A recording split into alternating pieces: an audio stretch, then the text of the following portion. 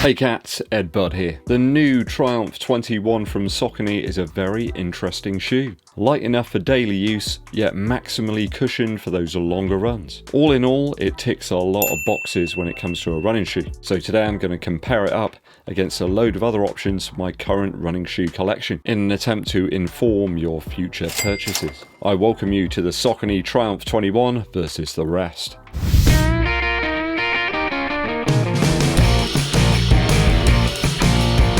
Thanks for tuning in cats, make sure you like and share this video, it really helps out. Also subscribe to the channel if you haven't done so already. Drop us a super thanks or become a member as well to help support the channel on a more ad hoc basis. The Triumph 21 from Saucony, a maximally cushioned yet light and nimble model. How does it compare up against some of the other shoes that I've got in my current rotation? Is it a daily model? Is it a max cushion model? I'm not really sure, but I love the sort of racing green vibes.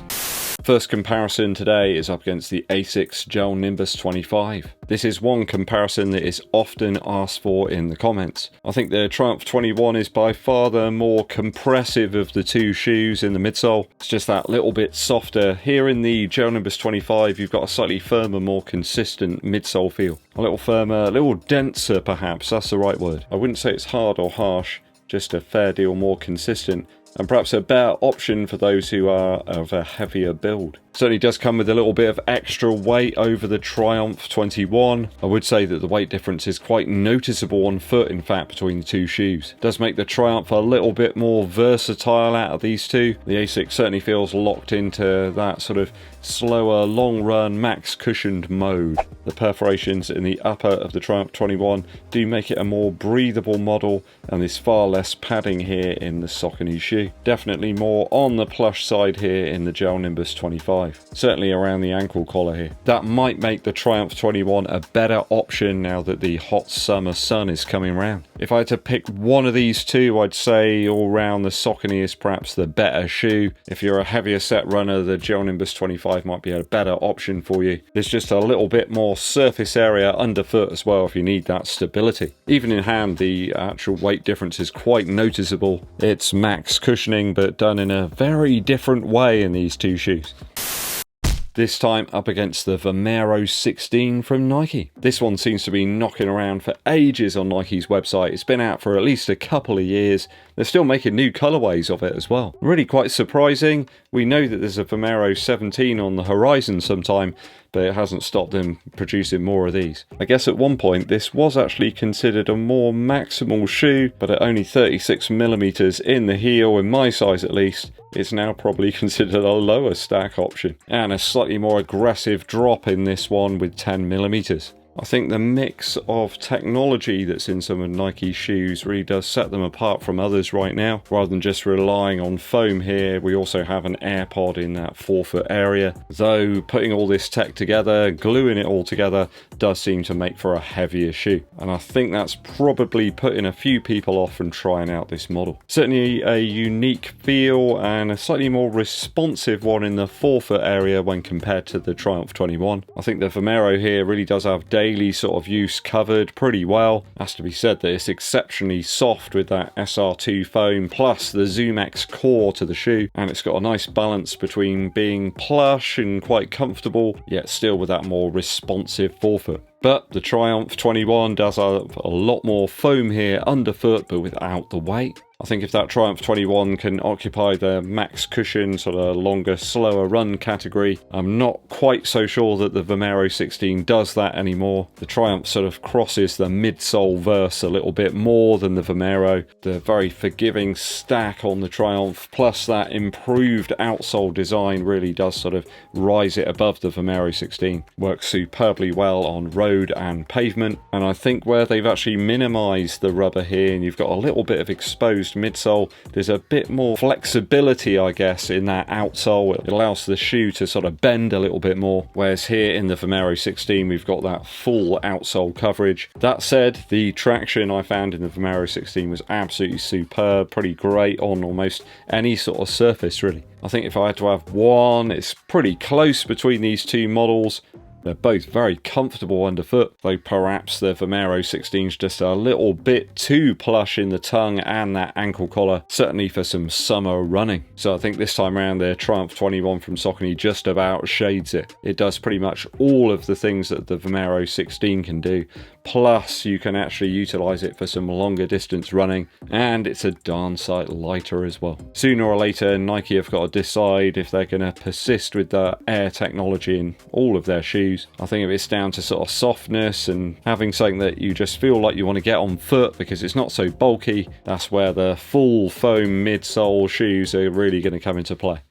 How about up against the Foreverrun Nitro from Puma? Almost the same 4-foot width here in the shoe compared to the Triumph 21, though the Puma does have a slightly wider landing platform in the heel. This one's a little bit closer, in fact, to the dimensions that we find in the Nimbus 25. Almost the same weight here as well as the Saucony shoe, marginally wider though in the toe box here. There's a little bit more height to it, and I'd suggest it's a tiny bit more breathable as well than the Saucony effort. If you don't need the stability hits here in the heel of the shoe, then probably the Triumph's the one to go for. You're getting the same weight there, but about 2mm more heel stack in the Saucony shoe, plus a slightly more aggressive heel to toe drop in the Triumph 21. These days that's not going to be everybody's taste. Not everyone wants a 10mm drop shoe. I gotta be honest, I really like both of these shoes. It's really hard to compare them. They fit into very similar categories and they do a variety of things very well. You can pick up the pace in both of these shoes.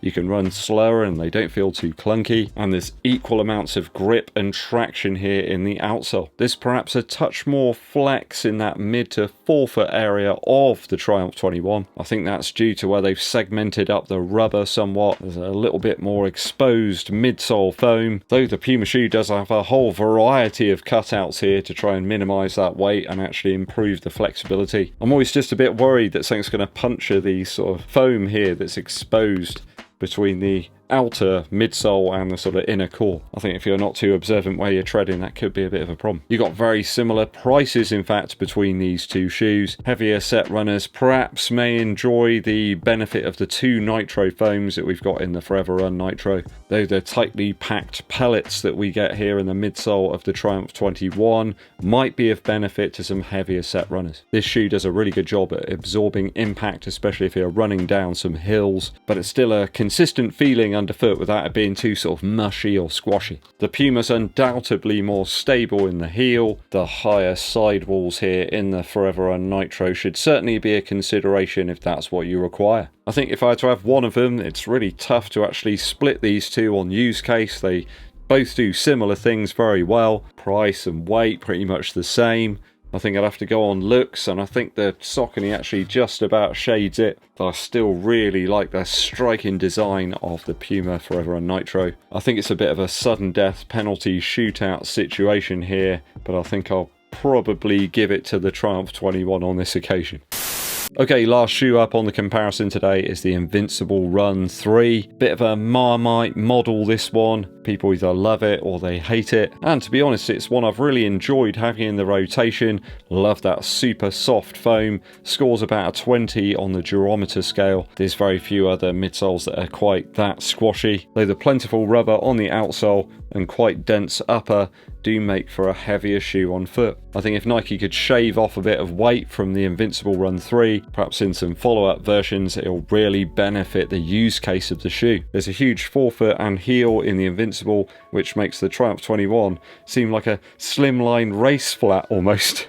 Though I have found the midsole of the Triumph 21 to be a bit more resilient and usable, I suppose, at pace. The Invincible Run just feels like you're running through a sort of soft pillow. Feels like you need to put a little bit of extra effort into your run. You don't really feel that in the Triumph 21. Don't get me wrong, ZOOMX foam is fantastic for recovery. It's very forgiving, but the faster you run in it, the more you feel like you're sort of running on a marshmallow without the presence of some sort of plate in there. It does remain to be seen if the Power Run Plus stuff that we've got here in the Triumph 21 will live up to that sort of daily rigmarole. The ZOOMX P-Backs blend really isn't that sort of strong in terms of actual durability, but there's nothing like it from a cushion point of view. I think if you want a shoe that's got a better and lighter upper, that's a generally less weighty shoe overall than the Triumph 21's a good bet. Slightly better lockdown and improved durability over the Invincible Run, that's for sure. If you need that knee-saving squash that you get from the ZOOMX midsole, then you've got to go for the Invincible Run. And of course you get that full rubber web outsole as well on the Nike shoe. I think it stands out really firmly on its own, that one. It is very much its own shoe. If you need one shoe to do lots of things though, the Saucony is the one to get. Just a better buy really, a more versatile model. I think it appears to be cheaper as well on launch than the Invincible Run is right now. Still quite an expensive shoe. What are your experiences in the models that I've had a look at today? Will you be picking up the Triumph 21 on release?